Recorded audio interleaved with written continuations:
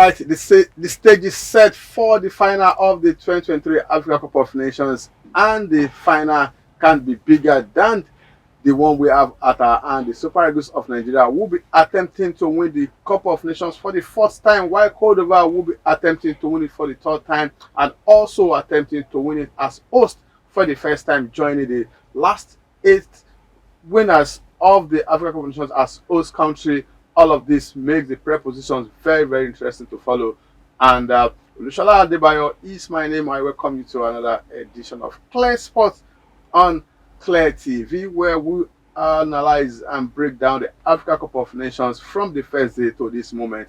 It's been a worthy experience with you, with us. And today is not going to be an exception, as we'll preview the last game of the competition. And Super Eagles really want to do it like they said that they want to do this by winning the 1980, 1994, and the 2013 editions. They said it's time for them to do it again. But the Ivorians are saying in 1984, when they hosted it, they couldn't get anywhere near the finals.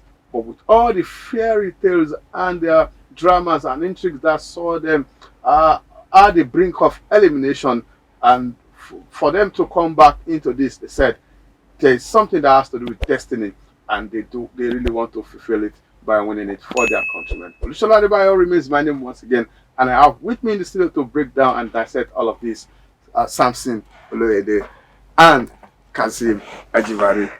It's good to be back. Guys, it's been massive 3 weeks of action at the AFCON, and probably some set of people will give Côte d'Ivoire the chance as the host, but after that crushing defeat in the hands of Equatorial, nobody believed in them.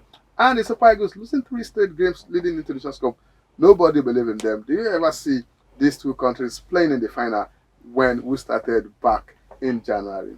Definitely not. I don't think anyone, was expecting that the host nation, Ivory Coast, would make it all the way to the final. You would have mentioned the likes of Morocco, Senegal, Egypt as nations that would have, made inroads to the semi-finals and finals. But it's also good for the game, because it shows that African football is growing, rapidly. The minnows are stepping up, and it makes it more exciting. It makes the match more competitive. I think at the end of the day, we can't deny the fact that both finalists are deserving of their spots. Yes, Côte d'Ivoire may have lost 2 group games, but they've shown remarkable strength, mental strength, to come back at various instances. You had the last-minute winner, last time out, against Mali in there, talking about the extra time where they played with a numerical disadvantage, and they've also shown that they have what it takes to grind out results. So I think the Ivorians are deserving of their position. On the flip side, we have Nigerians, the Super Eagles of Nigeria. You look at it, we've had a very good run thus far, unbeaten, and you cannot deny the fact that they also deserve a spot. Whoever emerges champion will definitely feel they are deserving of the title. All right, and Kazeem, how do you start?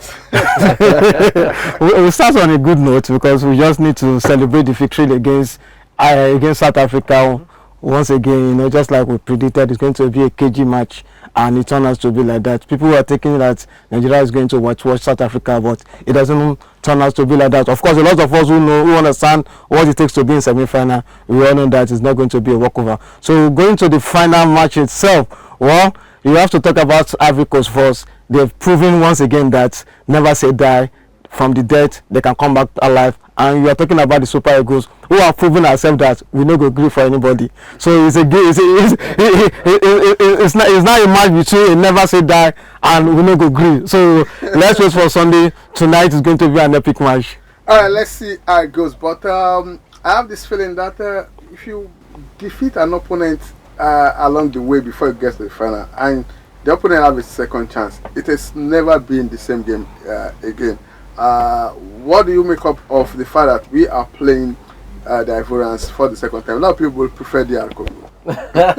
Well, DR Congo are also a very difficult side to beat, so it's definitely not an easy choice. I think for the Ivorians, it's another challenge for them, and it means that they need to complete their fairy tale comebacks that they've had all through the tournament. On the flip side, the Nigerians need to do it again in terms of defeating Ivory Coast again. I think it's interesting, really. The truth is, yes, we've played them once before, we won during the group stages, but even if we played the Ivorians every match leading up to the final, each match will definitely pose a different challenge. It's not going to be the same challenge, and the good thing is both sides have played each other. They know where to strengthen, their weaknesses. They know how to approach the game better. And let's also take into cognizance that there's a new coach for the Ivorians. When we defeated Ivory Coast back then, it was Jean-Louis Gane that was in there. Now it's, their former international player Fair who is in charge. So it's definitely a new approach for the Ivorians. It's going to be a different challenge for the Super Eagles.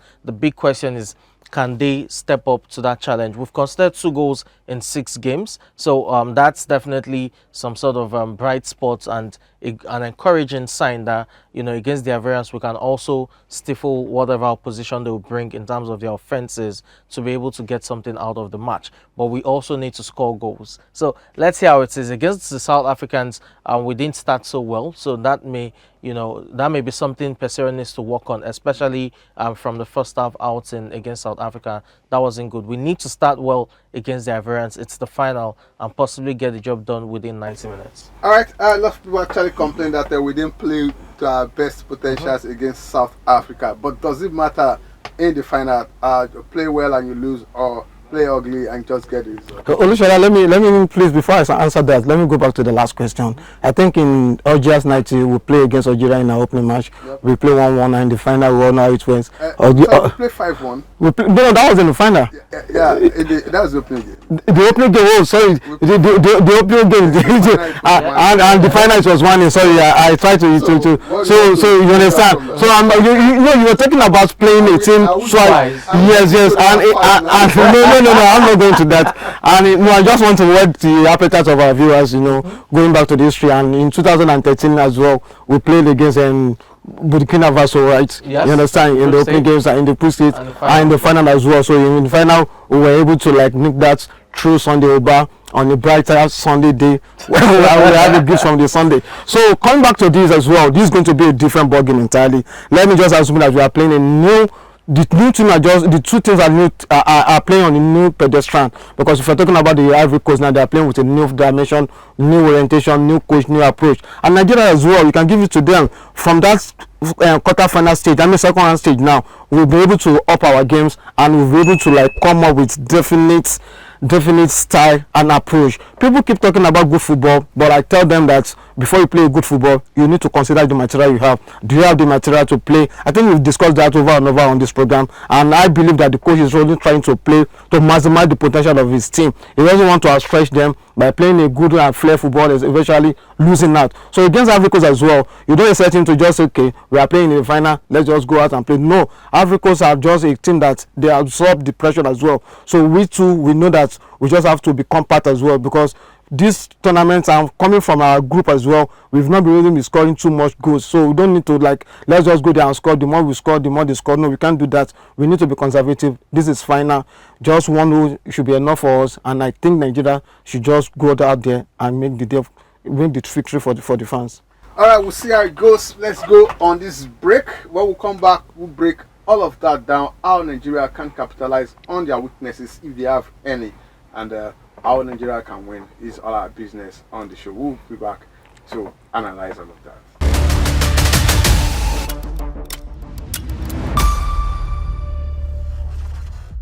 Alright, welcome back to the show. The Ali Hassan Ouattara Stadium will host Nigeria and Côte d'Ivoire, Elephant and the Super Eagles.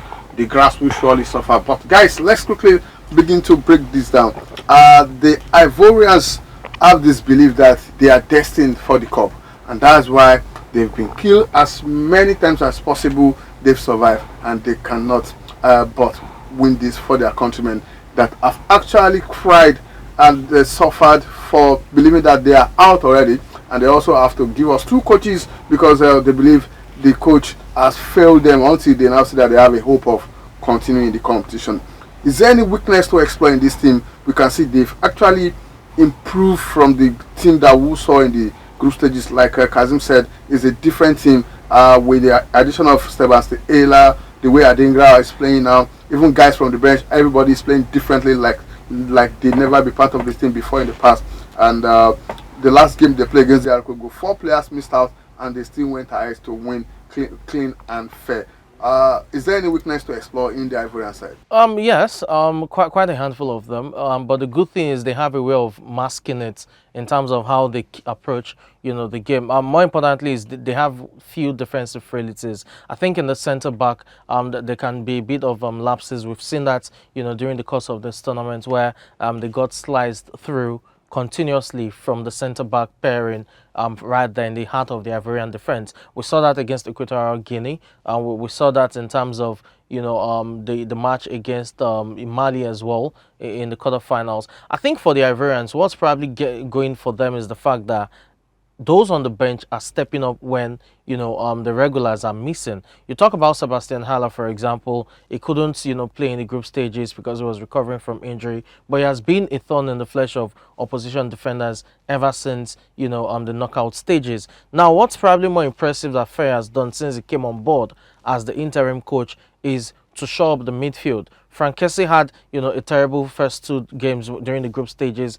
When he got back into his starting 11, he's been churning out that performances. And it's quite understandable he was the man of the match last time. In the midfield, they look compact with Frank Kessie as well as Seko Fofana in there. You talk about, Adingra, there's Diakite on the flanks. They look a formidable side. Exactly. Pepe can even come back from, the bench. They look formidable from the midfield to the attack, but the heart of the defense is where the problem lies. We saw that repeatedly when they considered the penalty, not just against Nigeria or Mali, but even the goals that Equatorial Guinea scored. 3 of them was from the heart of the defense. I think that's probably their weak point. But if their weak point is the defense, splitting defenses open has never been our problem, but converting our chances. And these days, you don't expect all of those chances to be created as much as we've seen in the earlier stages in the competition.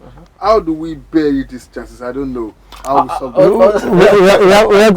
It's best to happen in competition like that. Sometimes your strikers struggle for goals and all of that. It's not because they are bad or just because they have not been able to find it. I don't want to talk about luck, the one we talked the last time, but at least it happens like that. Of course, just like Samson said, the only deficiency you can talk about Ivory Coast, which is very obvious, is their defense line, and which I think we can exploit very well. We have Chukwueze, we have Simon Moses, who really can work with one. I'm not talking about Osimhen and Lukman Ademola. So we have the players who have the skills, who have the speed, who can take on any defenders, and we've seen over time that if you really under pressure, the Ivorian defense are going to capitulate. So it is very normal for us to score, to find a goal at the end of the day. So you talk about missing the chances. It's always happened that way. We cannot rule this out in football. Misses has to happen, but when you have the opportunity, how do you convert them? And we've been able to do that. Osimhen, it seems that he's not scoring this goal, but nobody can undermine his work rate.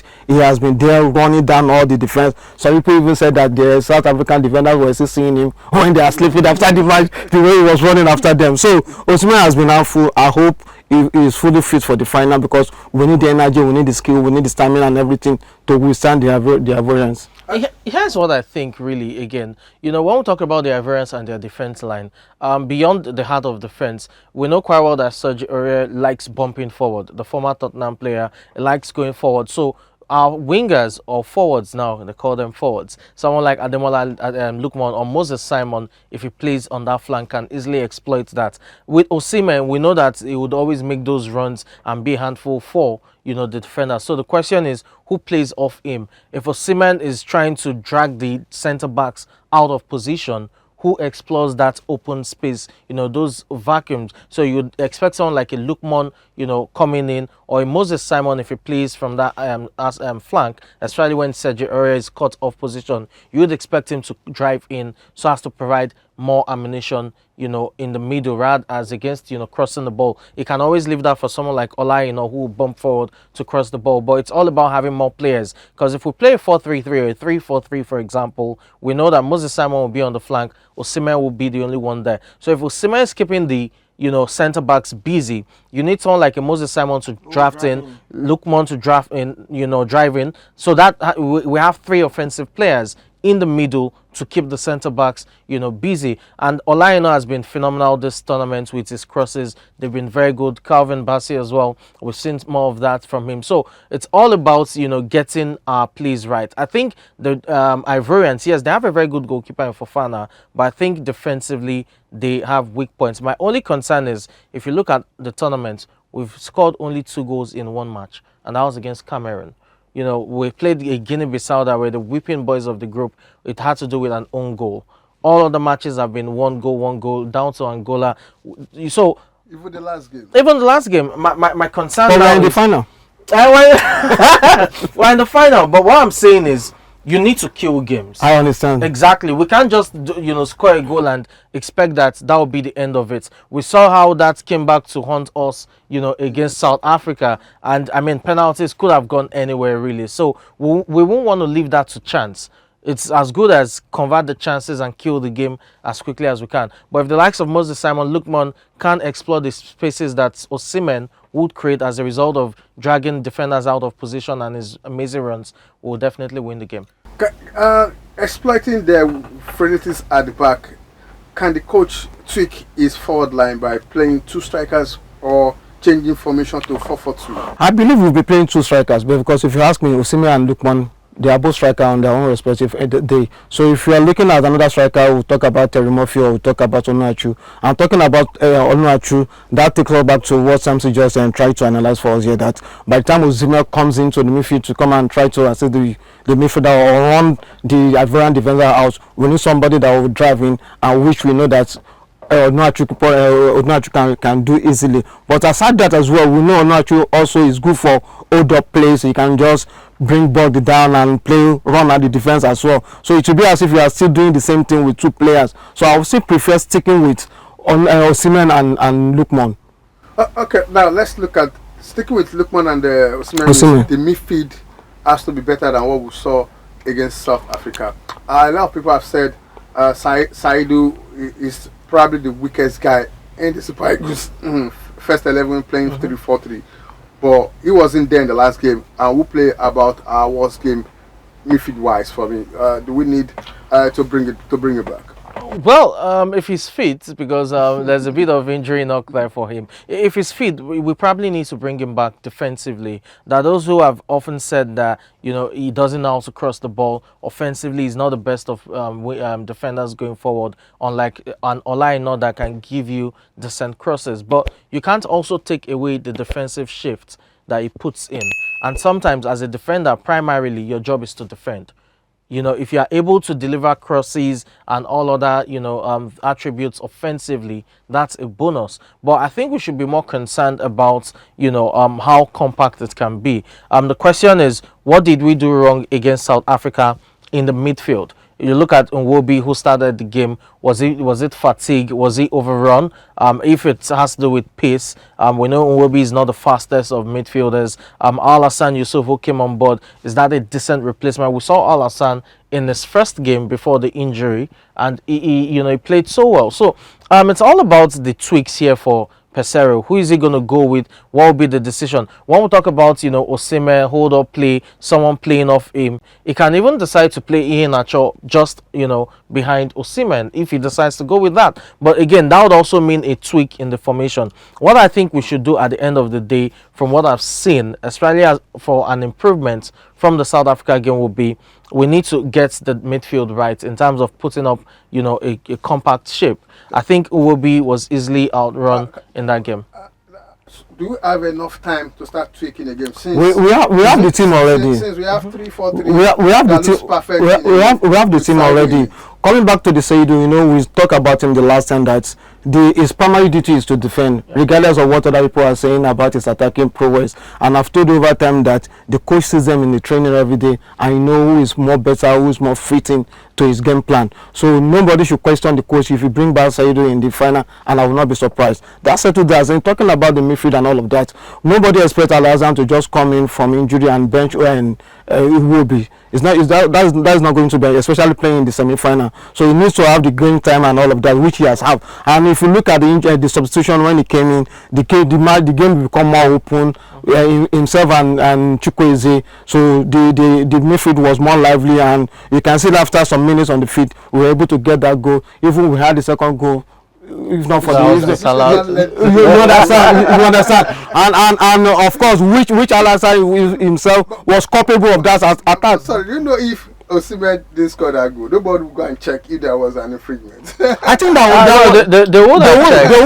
There was complaint. There was complaint. No. There was complaint from the onset. There was complaint, but the referee allowed the ball to move. I know VAR check for infringement when the goal is scored. No, beyond that, you know, immediately in play. You understand? It was still in place. But immediately Alassane made that tackle. The South African, they were contesting already. But the referee allowed the play to go because he was not sure of it. So after the goal, so he was called back that go and check the. Which means irrespective of whether Osimhen scores or not, they will still check. I believe they're going to check, of course, because there was contest over it. Let's quickly talk about this too, because you know when we talk about players and strikers and all, I think we should also be worried about Samuel Chukwueze. Yeah, he comes in with that flashes, but his final balls are not the best. You're actually speaking from my mouth. I'm actually, because I saw the way our coach reacted when it was 1-1, and that was the first time we are conceding goal after we take a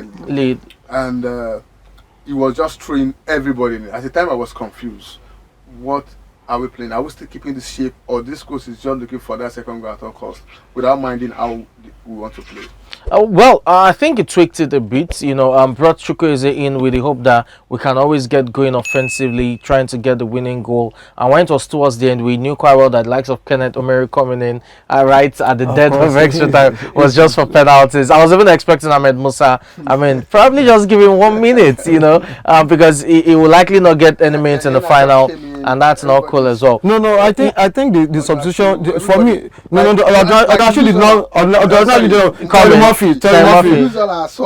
Yes, but for me, they're justifiable. You know, starting from Chukwueze. If you look at Moses Simon, he was not really having the best of the two defenders were always on him, and it was difficult for him. Of course, we know that Chukwueze has not improved his game, but when your actual player is not really giving you what you want, you still need to bring in somebody. And Alassane, we all know that Iwobi was not really giving us what we needed and all of that. And if you look at Onyeka was really exhausted at that point. You understand? He was the engine, but at that point that he was substituted, he was exhausted. So it was obvious then. And we were taking off Osimhen too. We know that even nobody even expected him to last in 90 minutes, not to cut off extending to the extra time. So I think for me it was justifiable. I'm a good critic of Pesero, but at least on that night, and not just because we have we have to still look at the sub once again. Removing two midfielders that have been more or less like a part of the team that has been almost perfect. In that game when things are very difficult, is that a wise decision?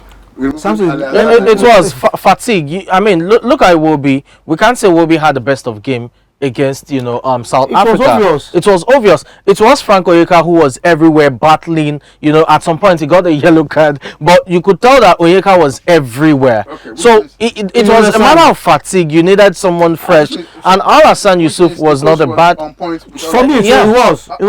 Let's take another breather now. We'll listen to Stanley Nwabali and the actions of other players after that game. Nwabali was more of a rock at the back for us, saving 2 penalties, and we may still need him to do more in the final game. So let's listen to him. We'll be back after this break.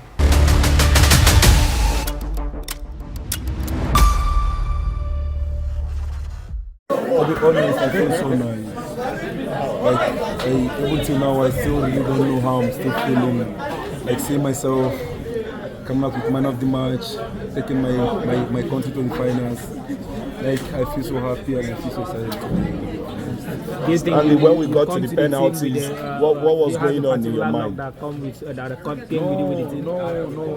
everyone. Like, I won't talk about love because everyone in the team plays his own role. You can see everyone plays his own role, both even the management. You can see a lot of changes, a lot of leadership now in the team. So I won't say luck or anything. Like, I feel like we really know like we're a big country, so we need to take some certain things out. Stanley Nwabali, when it got to penalties, a lot of persons were talking about Ron Williams. Studying about South African players. On penalties. Like I didn't study about any South African players. I only appreciate my coaches because when it's penalty time, they guide me nice, and I just took their own decision. So I just move on. How do you feel you have won the heart of Nigerians? Starting from your first game, all Nigerians, they have the faith in you. They always talk about for you. So what can you say about that? To me, talking about winning the heart of Nigerians, this country is a country that knows football a lot, and a lot of heroes have been in this department. I wanna say something. I'm not saying I'm winning the heart of Nigerians, but I just want to be consistent whatever time I get to call up or maybe whatever time I get the chance to play. The team of Super Eagles have a lot of young players. Where do you see us in the next 5-10 years coming? Yeah, if the team can stay together, this team can stay together. I won't promise about 2, 3 years, 4 years coming, but Nigerians will see a lot of difference in the football. They will see a little bit of difference. What should we be expecting in our final game? You know, we have the last game of the year on Sunday. To be honest, I always don't talk about next games. I talk about the game that's finished. So because I still have like 3 days, 4 days to go to the board to change most of the team, because not the same way you play against Africa, you play against some other countries. So you must rest and think about some other team. To Nigerians feel this is coming home. What's your message to them? We are there now, so we might as well take the cup. I've not said anything about taking the cup like from the start. I've always said we'll take it game after at a time, and I think this is the time we have to go all out to win. You say history will be kind to you. Yourself and Ahmed Musa are the only players that have seen, tasted, felt this cup. I hope so. I hope so, and I really pray that we win. Not just for me and Ahmed, but also for the young guys who train, work day in, day out, even when the results were not going our way. The bad comments on Instagram, we kept it aside and we worked hard up to this point, and we are glad that we have Nigerians on our side again.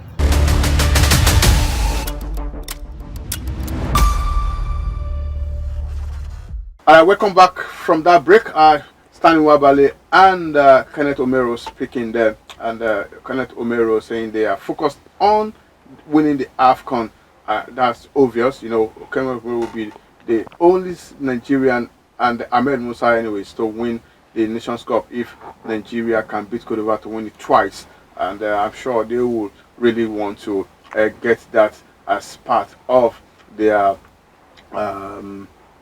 CV for playing for Nigeria, and I'm sure they will really want that massively. Alright guys, let's look at the strength of the Côte d'Ivoire. We'll be looking at their weaknesses. What is that thing that is really keeping them in this competition? The midfield. It's as simple as that. You look at Seko Fofana, he offers so much still. Even going forward, can shoot at at range. Offers the dynamics of short range passes, long range passes.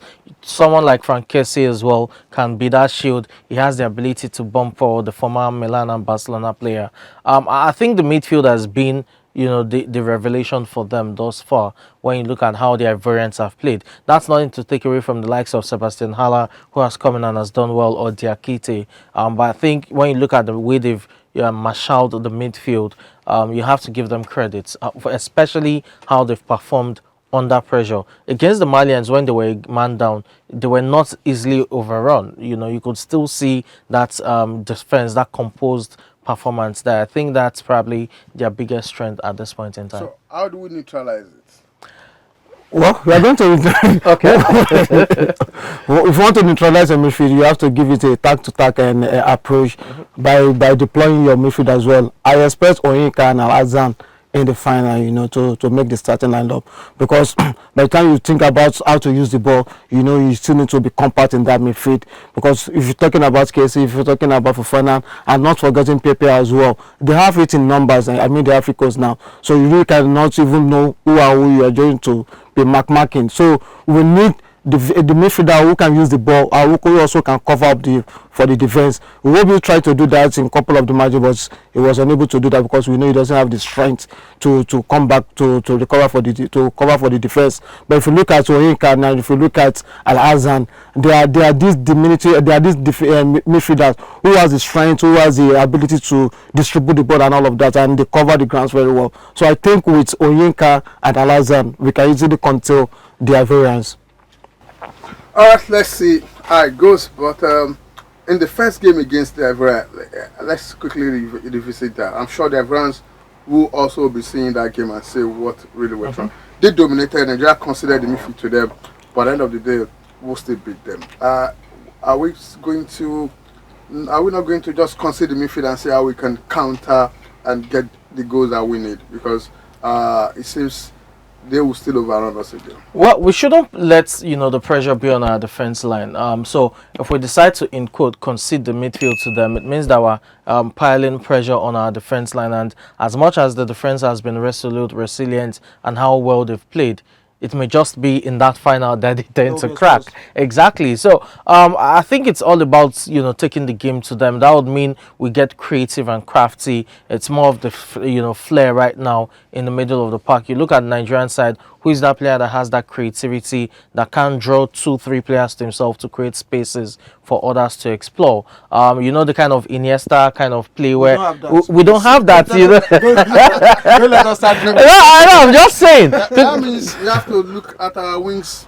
Now that's where it will come in. You now have to look at the wingers, or the forwards as they call them now, trying to bring about some creativity. If you are able to draw 2-3 players to yourself and you are able to explore those open spaces, we can have a chance. Yes, again, in the first game, the Ivorians, as I said, they didn't play badly, although they ended up losing to Nigeria. But it was also a difficult game for us. I think at the end of the day, it's all about converting chances. And my fear is, in this tournament thus far, we've not seen the Super Eagles convert chances as much as they should. Creating chances has not really been a problem, but we've had several spawned chances. Osimhen, yes, has been a culprit, but he's not the only one. You've also had players who should have put in decent chances away and failed to do that. So we need to be more clinical in front of goal. In that first game, our best play, or more or less our strength, was in the back line with Stanley Nwabali stopping 3 clear-cut chances in the first half.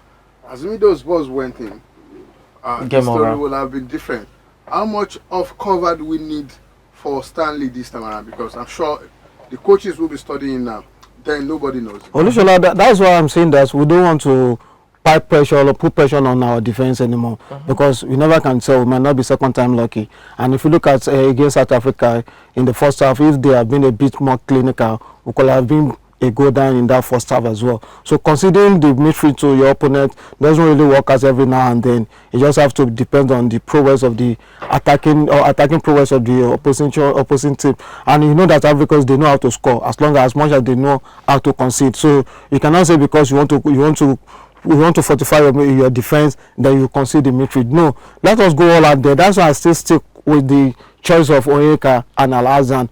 Both of them, they can defend and also they can use the ball as well. So if the midfield is intact, then we can look at the flanks, talking about Moses Simon, who I think is going to have the nod to start the match. And we can talk about the likes of Chukwueze as well. I won't be surprised if he got the nod. Of course, his game has not been improved. He has delayed the passes more than ever. You just rumble around, turning around the same place and moving around the same player instead of him to make the pull out or release the pass. So he has always been, that has always been his shortcoming. But even at that, we know that he can, on his day, he can do what we expect of him. We know what Chukwueze is capable of doing any day, anytime, and we know what Lukman is also capable of doing any day. Leading to the second goal that was disallowed against South Africa, we saw how Lukman came into the midfield, how he overrun the South African defense and the skill, everything, all of that before you release the pass to the flank and before Osimhen eventually buried the football. On a good day, we can play good football, good attacking football, if we want to play it without even being too mindful of the defense. That okay, we want to defend. Because in final, of course, it's going to be a KG final as well, but we should have this attacking oriented at the back of our mind, so that if we can kill the match as early as possible, who knows, probably in the first half. Because one thing that has been working against the coach to explore that player is because that we've not really been dominating. I do mean that we'll be having 2 goals up in the matches. We will have seen the likes of Iheanacho, the likes of Terry Murphy to have some minutes. So but to hold on, you understand, we will be conscious to you understand. So psychologically it's even affecting the team as well, as in trying to concede the midfield and not scoring too much goal, because we will not be able to bring in attacking full, and nobody wants to bench Osimhen. Nobody wants to do that, because in case if anything goes wrong, we don't want to. You understand. Why did you bench him? The question then will be, when are we going to see Ahmed Musa? No, yes, it's not as specific. It's been rehearsing on how to lift the cup. No, beyond lifting the cup, I think we also need to look at that. Yes, I know quite well it's falling, behind the pecking order, and that's quite understandable. It's not as fast as others.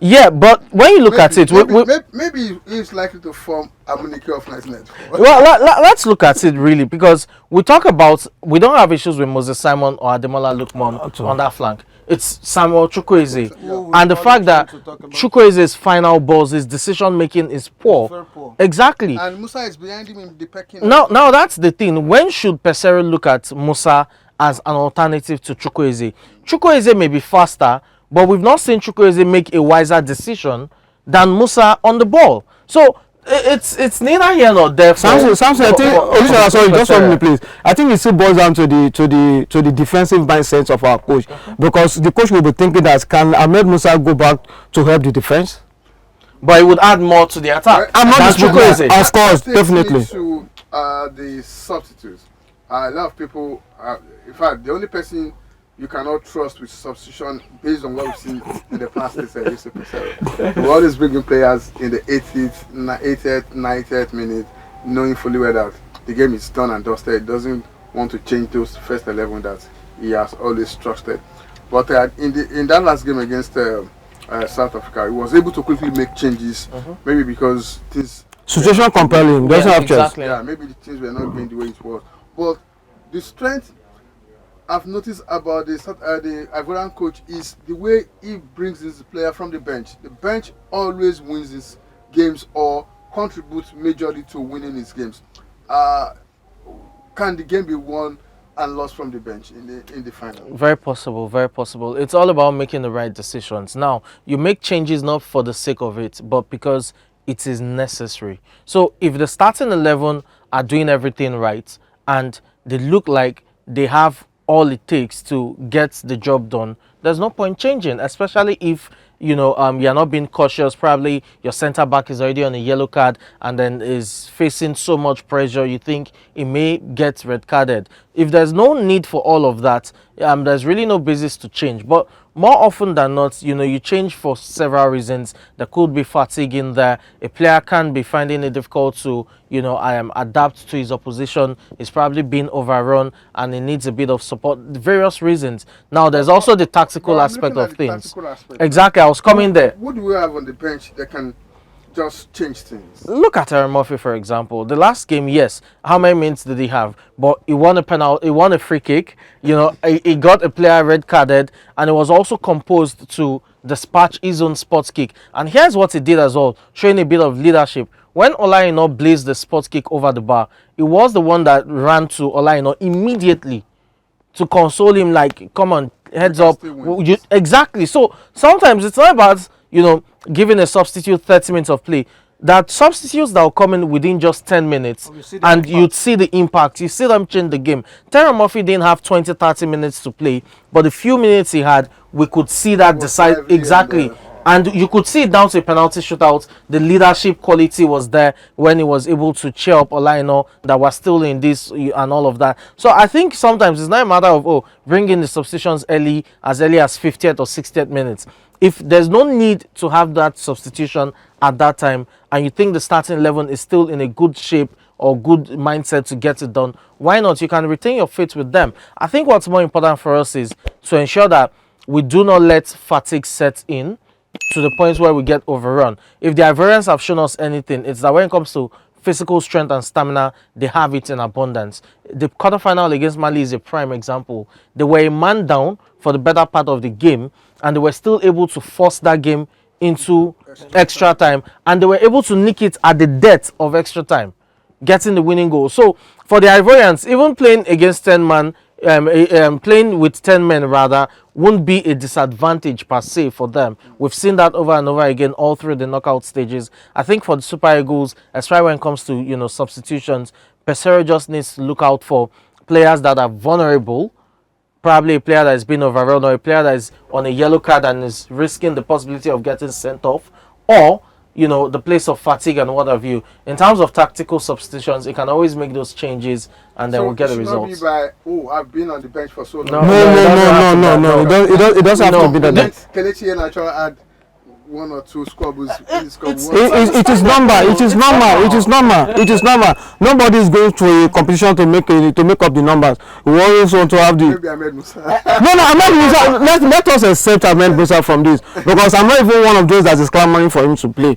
It's not must for him to play. It's not must. It's Ahmed Musa we're talking about. What does he have to offer him? I'm not saying he has finished, but at least if it is opportunity for the younger boys to showcase his talent, give them the opportunity. And we don't even have any younger boys. The Chukwueze is no longer young. If you are thinking about his young, let us look at how since when we'll be using him. So nobody is young in the team. So Ahmed Musa has been showing the leadership quality, and he has been able to stabilize our defense and our back room and all of that. So the leadership quality of America cannot be undermined. And so if he has not been making the team on the field and off the field, we have always seen his impact. Before now, if it has been other competition, we'll be having this issue of match bonuses and all of that. I think he's able to come in to show the leadership and try to mitigate between the players and the federation. So nobody can undermine the importance of Ahmed Musa. So some people are trying to justify because he has not been playing. So that's why, what is he doing there? But we that we will know what is going on behind the scene. We know that he has been doing one or two things. So Ahmed Musa, either he plays or not, that is not the question here.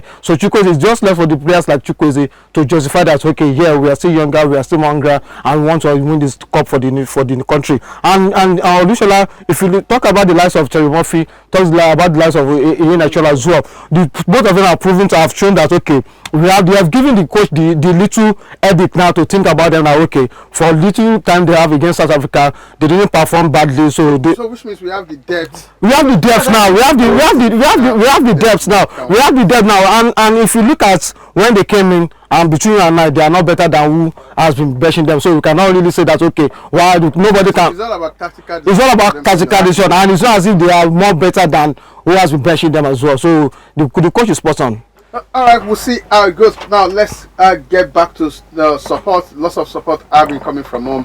There are lots of politicians traveling down. Vice President Kasim Shettima was there the last time, and many other politicians as well, giving the team all the support. But we'll be looking at a support for the Ivorians. The president will be there, and the whole citizen will be behind them. How much of that can sway the cup in their favor? We will be looking into that when we come back.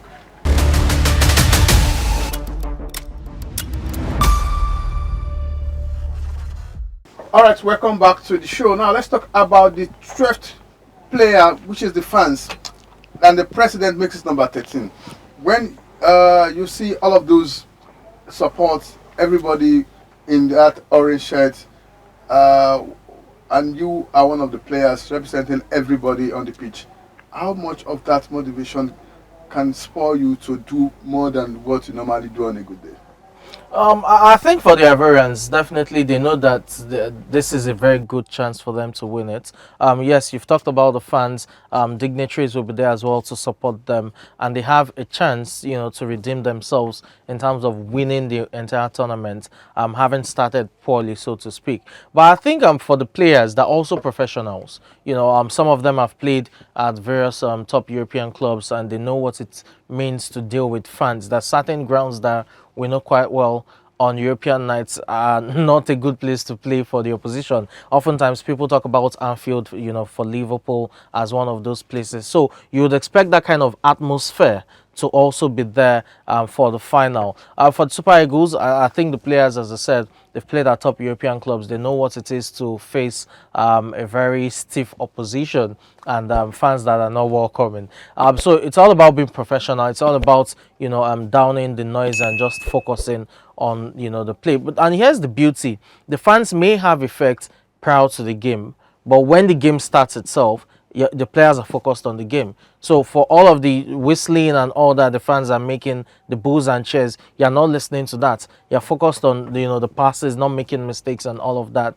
I think the fans would definitely have a role to play in creating an energetic atmosphere. But how much of an impact will they have on the game? I don't think it will have much, especially for the Super Eagles. For the Ivorians, it also adds a bit of pressure on them. The president is watching, the whole nation is watching, and you're bearing the hopes of a nation. You do not want to fail them.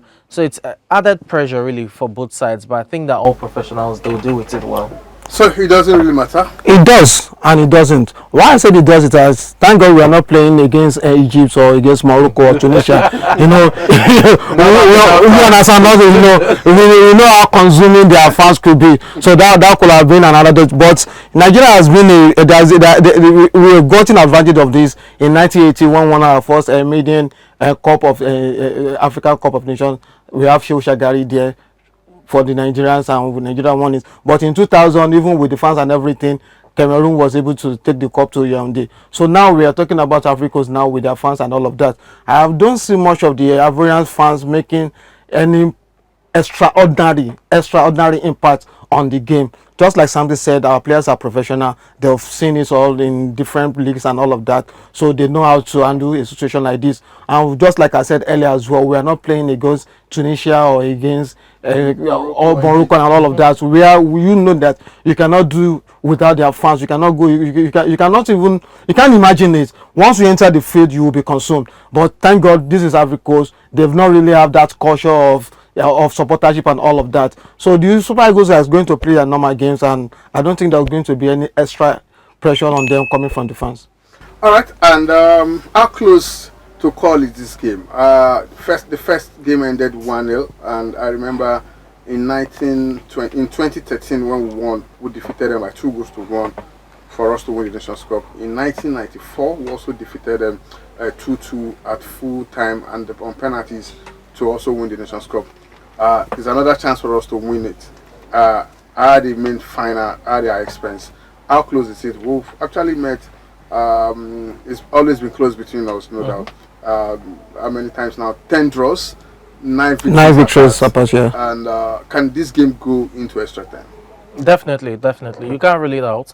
I think the Ivorians, especially since Faye came on board, they've shown that they have what it takes to slug it out with anyone until the very blast of the final whistle. So it's not going to be an open game per se. I think it's going to be close. It could go into extra time. The chances of going to extra time is very high. If it doesn't go into extra time, it will definitely be a slim result, maybe a 1-0 or a 2-1 win. I don't think we'll have a high scoring game like 3-2, or 4 goals scored. It's probably a goal or 2-1. I think the highest will be 3 goals, and that will be probably a 2-1 scoreline. But I think if it's not going into extra time, the goal difference will just be down to a goal. Can Nigeria win this? Of course, Nigeria can win it. You want Nigeria to win? No. Based on patriotism aside, we are just trying to. I know what he did. I know what he did. Nigeria can. I will not tell you who will win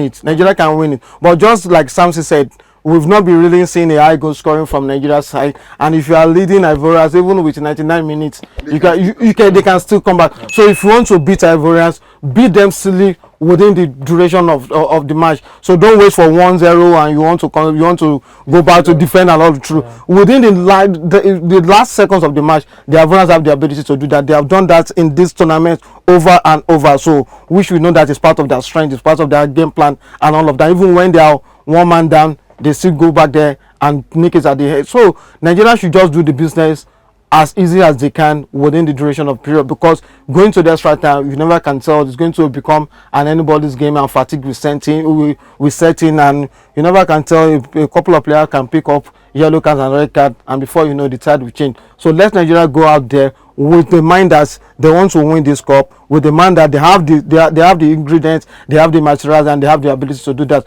We have the record, we have the pedigree and all of that. Now I'm giving you the we have now. So Nigeria have the pedigree and all of that. Ivorians will be trying to match the Nigeria record of 3-3, while Nigeria is trying to like, okay, we are on 3, let's go to 4. So between that, let Nigeria win it and show the superiority over Ivorians. Well, it's not been so easy for Nigerians to win the finals of the AFCON. We've played in 7 editions, talking about the grand final, and we've managed to win just 3, lost 4 times. Maybe we can balance it 4-4 this time.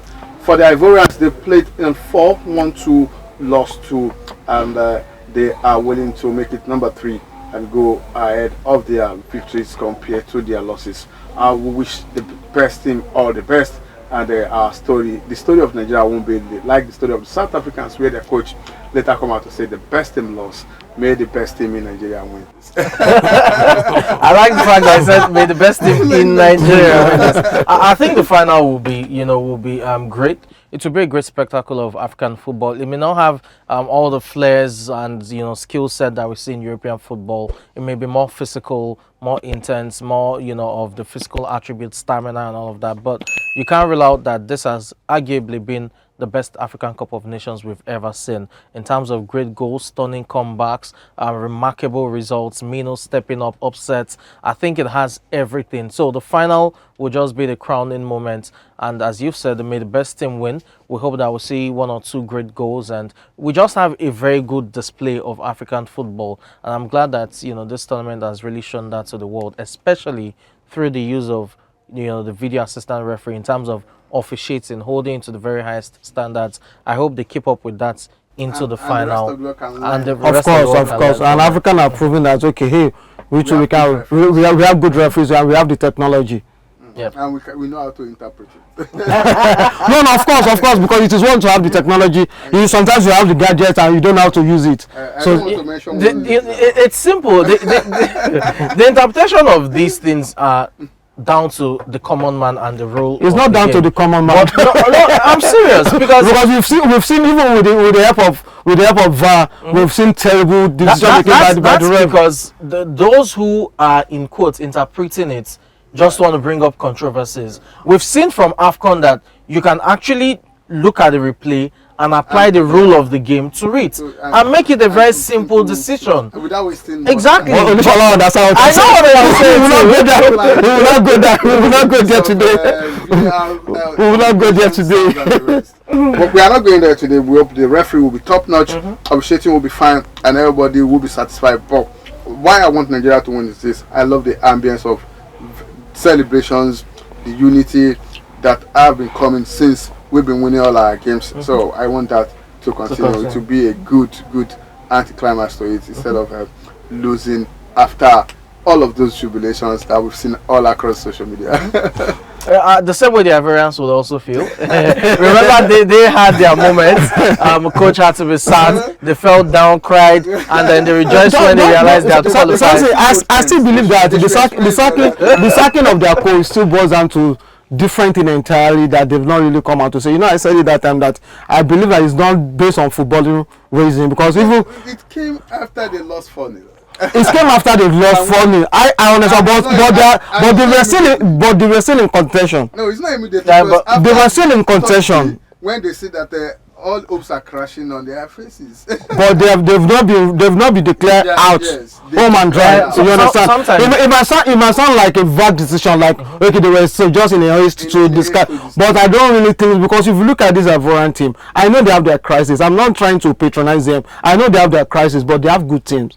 Yes. They have good teams. The expectation was high. Yes. Everything was high. So I think they have this. I think they have this little discomfort or little disagreement. See, they only have one bad game. Of course, one bad game can win all your. Of course, they lost that game by a long goal. They will still have that high hope of making it, but they never expect that they are going to lose that game as high as 4 goals. And which happens to be their first defeat in the AFCON. Way below their expectations. Of course. They never imagined that Ghana will not make it. That all of those teams that they believe should make it, then they can qualify, will not make it. All of those teams started crashing with 2 points, and their hope now relies on Mauritania not making it. Then Mauritania made it again. So Zambia as well. With the help of their fans. So then I have to wait for Morocco to just beat Zambia, and that game could have ended in a draw, and both Morocco and Zambia could have qualified. So I can understand with the reason for sacking the coach before that game, and I can also understand why they have to feel that way after losing against Côte. So I wish they would feel the same way after the game. Well, let's wish for the very best of African football. This year's edition of the African Cup of Nations has been mind-blowing. It's been impressive. I think the fans, every stakeholder must have enjoyed this. The fans have enjoyed very good football. They've been entertained down to even the players. Some of them have had their breakthrough tournaments, and I'm sure that some of them will make very big moves by the summer, you know, from one club to another. I do not expect Stanley Nwabali, for example, to still be at Chippa United by the end of the season. So it's not the only one, that other players from other African countries as well. It's been a tournament that showcased, you know, the young stars. It has showcased some emerging stars as well. And it's just beautiful to watch that African football is on this pedestrian, and it can only get better from here. I think credit has to go to everyone, the CAF, the organizers, teams, everyone that has participated in this. As I said, every stakeholder should be proud of this year's African Cup of Nations. Well, I take that as your parting shot. And Kazim, what about yours? Of course, it's been an excellent tournament as well. So let's just wait that the final justify all the expectation and all of that, so that we will not have the final that will ruin all the goodwill of the tournament. I expect the final to be as explosive as we have discussed, and also I expect Nigeria to emerge victorious.